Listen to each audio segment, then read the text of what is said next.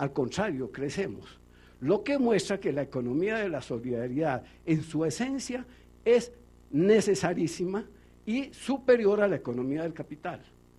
Entonces, la ley 454 lo que hace es decir, esta es la economía solidaria como un pilar fundamental y la economía del capital debe existir, porque todos somos de carne y hueso y a la vez espíritu, pero la economía del capital debe estar supeditada o en función de la economía de la solidaridad que genera la justicia social en la misma fuente, porque en ella la empresa es una comunidad de trabajo que es dueña de capitales, mientras en las otras la empresa, en la capital, es un capital que contrata trabajo. Entonces la ley desarrolla ese principio y luego pasa a explicarlo en las distintas estructuras sociales. O sea que hasta ahora iniciamos un proceso, una marcha, no solo para que se consolide la economía solidaria, sino para que toda la economía del país sea solidaria y que la economía del capital funcione, pero siempre en función de la economía de la solidaridad. Muchas gracias. Muy bien. Este es el espíritu de la ley. Para quienes no hayan entendido eventualmente el primer capítulo de la ley 454, él lo acaba de explicar, esta es la esencia, la médula de lo que contiene ese primer capítulo de la ley 454. Él nos analizó el tema muy conceptual, pero en medio minuto, doctor Corsi, toda esta idea se transcribió en un texto de un proyecto de ley que se llevó al Senado. Cuéntenos muy rápidamente ese proceso en el Senado y cómo fue ese primer debate, y nos quedamos ahí en el tiempo. Se hizo el debate y todo lo que fue la filosofía que acabo de decir de la ley, el espíritu, quedó plasmado, pero simultáneamente venía una ley del sector cooperativo y solidario muy importante, muy fuerte, que abocaba no la filosofía, sino la coyuntura, los problemas, la crisis, ¿no? Y ahí dejo la palabra al que sabe y conoce. Bueno, bien, entonces en el tiempo nos vamos a quedar en la Comisión Séptima del Senado con la aprobación en primer debate del proyecto de ley número 068. Ese era el proyecto de ley que manejaba el doctor Corsi en Senado, Comisión Séptima. Como les menciona, Séptima de Senado, sí. Bueno. Y Senado. Bueno, 77 Senado. Como comentamos que simultáneamente se venía estudiando la regulación del cooperativismo financiero y la estructura del Estado, dada la crisis de las cooperativas financieras, el doctor Belisario nos va a contar cuál era el panorama del cooperativismo, especialmente el cooperativismo financiero en esa época, en términos muy generales, por supuesto. ¿Y cuál era la regulación que existía para esas entidades? ¿Qué era lo que hacía falta? ¿Por qué se pensó en un proyecto de ley que regulara las cooperativas financieras? ¿Y por qué la decisión del DANCOP en DANSocial y la creación de la Superintendencia de la Economía Solidaria? Doctora Clemencia, la situación era extremadamente grave. El sector cooperativo de ahorro y crédito había tenido un grandísimo desarrollo, no había hecho parte de la crisis financiera anterior, recordarán la del año de 1982 que abocó la crisis de los Banco Nacional, del grupo Águila y de otra serie de instituciones financieras. Por suerte, para ese momento, año 82, el cooperativismo salió fortalecido de esa crisis porque no la tocó, y por el contrario, a partir de esos años, hasta 1995-96, el cooperativismo de ahorro y crédito había crecido exageradamente, se habían desarrollado muchas instituciones financieras muy importantes, todos nosotros ya sentíamos unos niveles de participación muy activa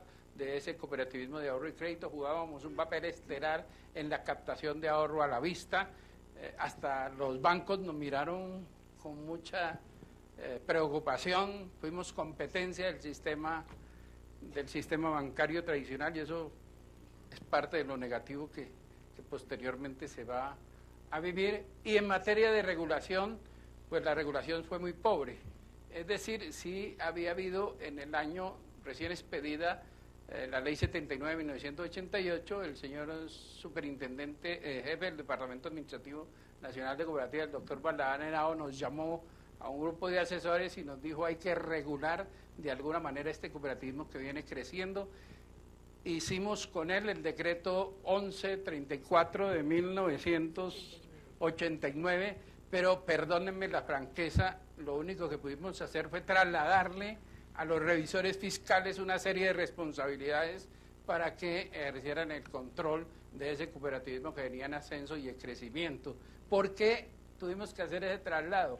Porque la superintendencia era, el departamento administrativo era una entidad muy grande, muy burocrática, pero dedicada no a la inspección y vigilancia, sino al fomento, y su gran departamento jurídico lo que hacía era examinar los actos de constitución y era como un juzgado para resolver los litigios de los actos de las asambleas y de los consejos de administración de las cooperativas y hacer el registro a nivel de actividad notarial de los actos de los administradores y sacar las personerías jurídicas, pero no hacía absolutamente nada en materia de inspección y vigilancia. Entonces, lo que primero se hizo fue trasladarle rápidamente la responsabilidad, dictar algunas normas de regulación prudencial muy cortas que contiene ese decreto.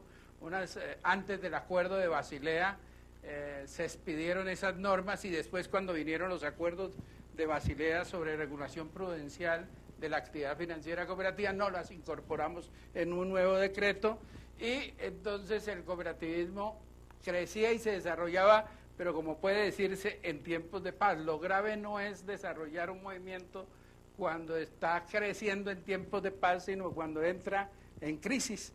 Y resulta que a nosotros el movimiento cooperativo nos entró en crisis, no solamente el movimiento cooperativo, porque entró en crisis general el sistema financiero colombiano, el sistema financiero mundial. Recuerden que por esa época hubo la sequía asiática y entonces todas las inversiones extranjeras que tenían Japón y que tenía todos los países del Oriente hicieron por liquidar sus inversiones y mandárselas al Japón y eso nos creó a nosotros una sequía y una crisis financiera que esa sí nos cogió a nosotros y cogió también a un sector del sistema bancario tradicional, pero ese sistema bancario tenía algunos instrumentos, tenía el FOGAFIN, tenía regulación prudencial y a nosotros nos encontró sin recursos de liquidez, sin FOGAFIN y sin, por supuesto, un sistema financiero adecuado a la regulación prudencial. Lo primero que hicimos como medida de salvamento fue trasladarle a la superintendencia 50 cooperativas. Superintendencia bancaria. Bancaria en ese momento, trasladarle 50 cooperativas. 58.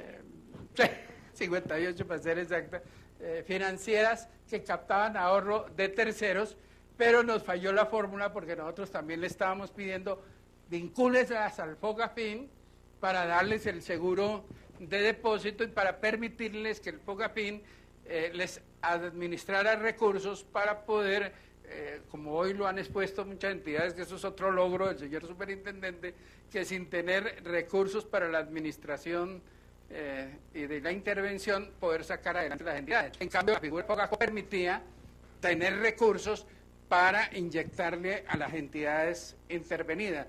Pero ahí se cerraron filas, el sistema financiero, cerró filas, la superintendencia bancaria hizo, las recibimos para controlarlas, porque tenemos funciones constitucionales para controlar entidades que captan ahorro de terceros, pero en ningún momento ni FOGAFIN, vinculación, porque no aseguramos siniestros, así en esos términos nos iban contestando, no aseguramos siniestros, aseguramos posibilidades de riesgo y no hay recursos.